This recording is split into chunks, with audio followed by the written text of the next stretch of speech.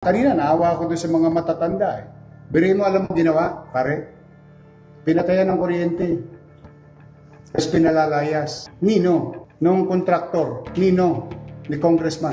Abusado yan mga katulad yung isang congressman pa doon sa District 2. Yung Sunog Apog Pumping Station. Yan ang nangyayari.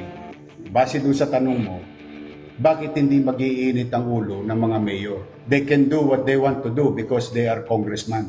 They can investigate who they want to investigate because they are congressmen. On the premise of what? Good governance. Uulitin ko.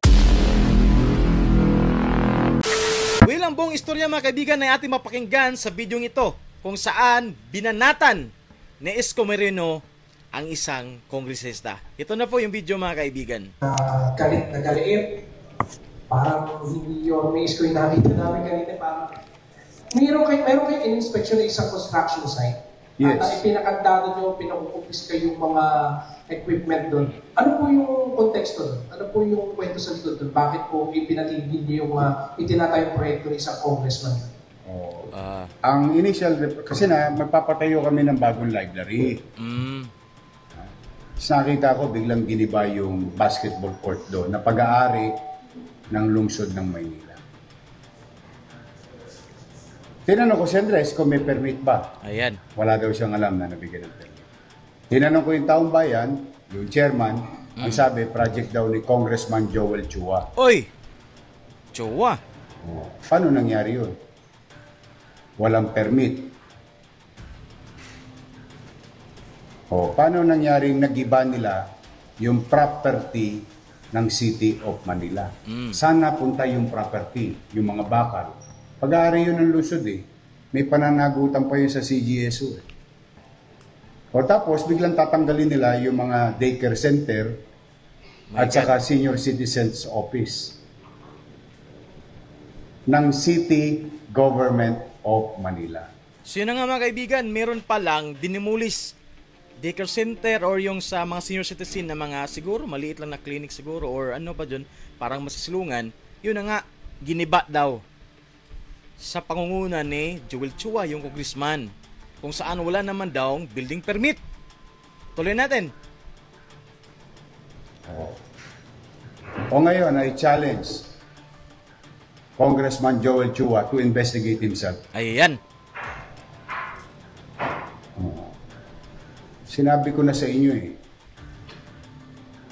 may gobyerno sa lungsod ng Manila and it is called City Government of Manila, not City Congress of Manila. Ayun. So palpala naman mga kaibigan si Joel Chua nito. Grabe no? Yung pinagawang barangay hall doon sa harap mismo ng school, wala daw yung building permit mga kaibigan. Sa totoo lang, ngayon, pinaresto ko lahat yung mga tao doon at kinukumpiska namin yung mga gamit. Ayan. And now we're doing what we need to do.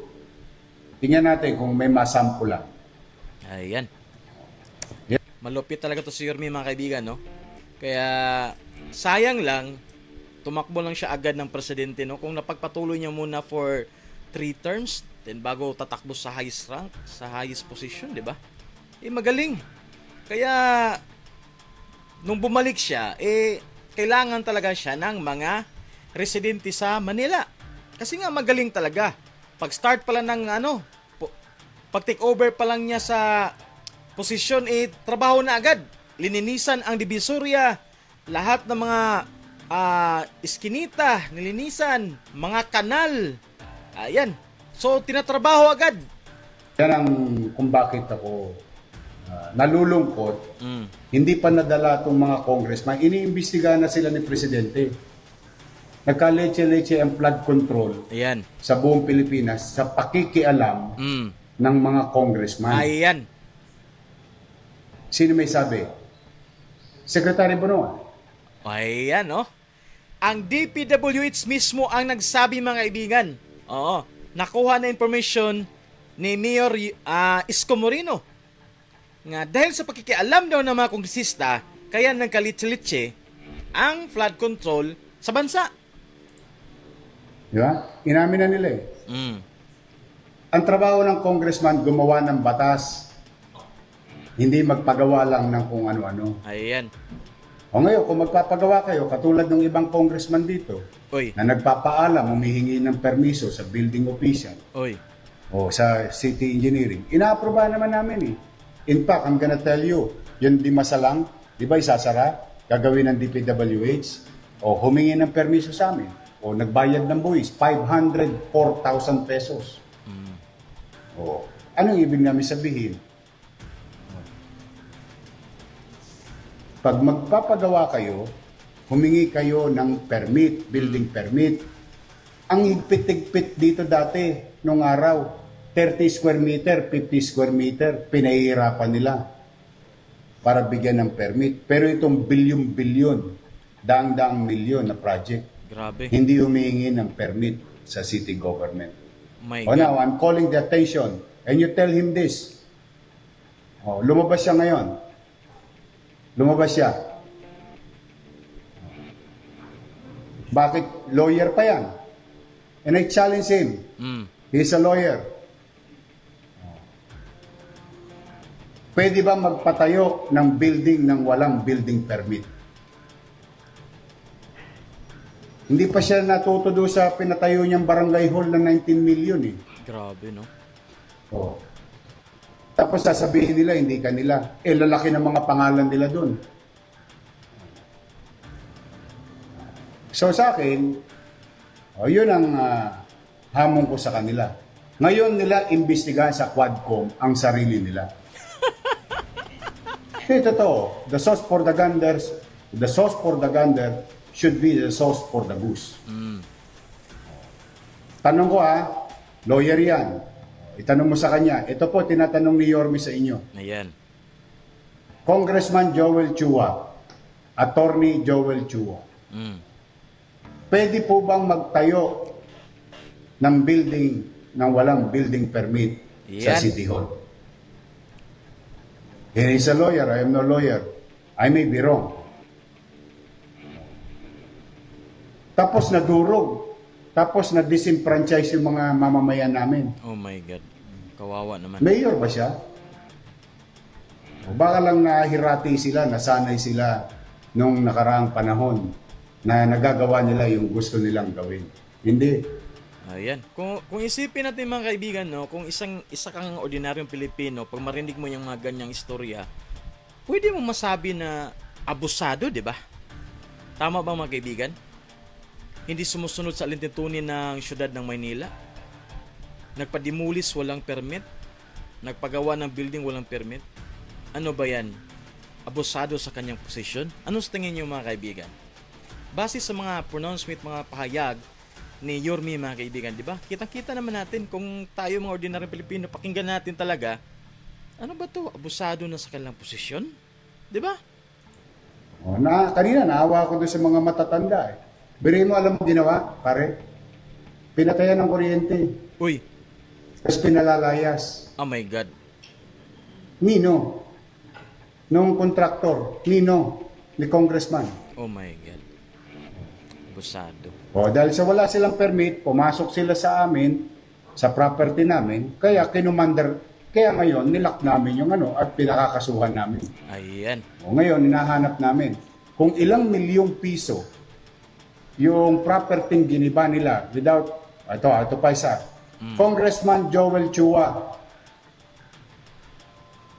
pwede bang mag-demolish ng walang demolition permit? Naku po. That is my challenge to them. You tell that to Congress. Sinabi ko na in-interview na nga ako sa bilyonaryo, kung naalala ninyo. Sinabi ko na yan, nagpa-abiso na ako. Baka kala nila, mga superman sila dyan. Ayan. Basta ako, may pananagutan sa taong bayan. Abusado yan mga, katulad yung isang congressman pa doon sa District 2, yung Sunog Apog Pumping Station. Oy, dalawa na binira. Si Joel Chua at saka si Bilyarin, Valeriano. Valeriano, may gulay. Yung sa Sunog Pumping Station. Wala rin. Mm. Yan ang nangyayari, base dun sa tanong mo, bakit hindi mag-iinit ang ulo ng mga mayor? Ayan. Bakit? Pakiramdam nila kasi, sila na ang pinakamakapangyarihan Correct. na taong gobyerno sa buong Pilipinas. Mm. They can do what they want to do because they are congressmen. They can investigate who they want to investigate because they are congressmen. On the premise of what? Good governance. Uulitin ko. Ayan. Good governance. O sige. Pwede ba mag-demolish ng building ng gobyerno nang walang demolition permit? Ayan. Pwede ba mag-construct vertically, horizontally, nang walang building permit? Oh my God. He's a lawyer, and I challenge him directly. Sabihin niya ngayon kung alin ang tama at mali. Baka mas magaling siya sa akin. Ayan. Kasi lawyer siya. Iyon ang ano ko. Kaya ako talaga, basta ako, poproteksyonan ko ang karapatan ng mga taga Maynila. Because that is my obligation. Ayan. So yun ang mga kaibigan. Binanata ni Yorme si Joel Chua at saka ang isang congressman na si Valeriano. Tama ba ako? Valeriano, yung sa Sunog Pumping Station. Yung ginastusan na 2022 tapos sira pala. 2025 pa nalaman na sira pala yun nung nagkaroon pa ng bagyo. Kung sino yung nakapanood sa aking reaction video that time before. So yun na nga. Tama ba mga kaibigan na magpadimulis, magpagawa ng building na walang permit? Kung isipin natin tamang ang hamon ni Yorme mga kaibigan abogado ka. Hindi siya abogado. Pero it doesn't matter mga kaibigan kung abogado o hindi, pag nasa tama ka talaga dyan.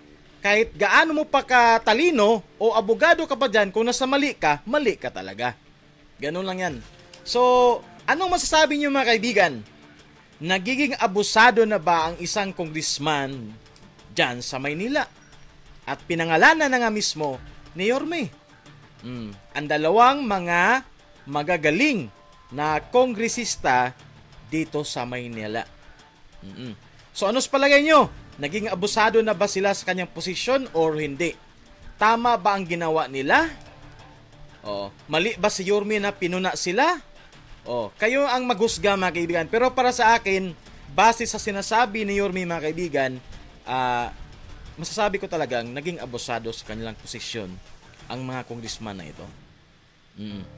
Kasi simpleng-simple lang mga kaibigan, kahit ordinaryong Pilipino, pag sabing bawal umihi dyan, pag umihi ka, sapol ka dyan. Kailangan ng permit, di ba? Kung sino man yung mga na-try sa mga iskinita-iskinita, yung mga talipapa, yung mga display, mga isda, mga kunting mga palengke, di ba may mga permit din yan? Nagbabayad sila sa barangay. Kung wala kang permit dyan, bawal ka mag-display. Ganun lang kasimple. Sa simple lang yan na strategic. Pero kung iisipin natin mga kaibigan, demolition na yan Nagiba ka na ng isang building. Siyempre kailangan ng permit yan. Kasi what if giniba mo mali pala yung building na yun. Kailangan meron talaga monitoring mo na. Yun na nga. Walang demolition permit, walang building permit. Paimbestigahan mo daw yan, Chua. Mismo sa committee mo. Imbestigahan mo yung sarili mo. Sabi nga ni Yorme. So yun na mga kaibigan. Kung isipin, grabe no? Ano ba nangyari sa Pilipinas? Ang daming mga ganitong mga politiko. Masyado na silang abusado sa kanilang posisyon. Simpleng bagay ayaw ng sundin. Dahil ba nasa posisyon sila? Lahat ng tao kumbaga, ang isipin natin parang ay, congressman man yan. Kahit may ginawang walit, pagbibigyan na lang natin. Parang yung tipong ganun ba? Parang nakukonsinte.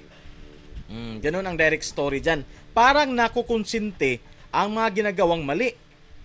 Ngayon, bumalik na si Yorme. Butata sila kang Yorme. So, titingnan natin mga kaibigan kung ano ang tugon ni Joel Chua sa hamon ni Yorme. So, I hope nag-enjoy kayo sa ating video mga kaibigan. Huwag kalimutan mag-like, share, subscribe. Ayan sa mga Yorminian dyan. What's up po sa inyo? Welcome po sa ating channel. Ayan po. So until next time po mga kaibigan, salamat sa pag-tune in sa ating channel. Bye-bye!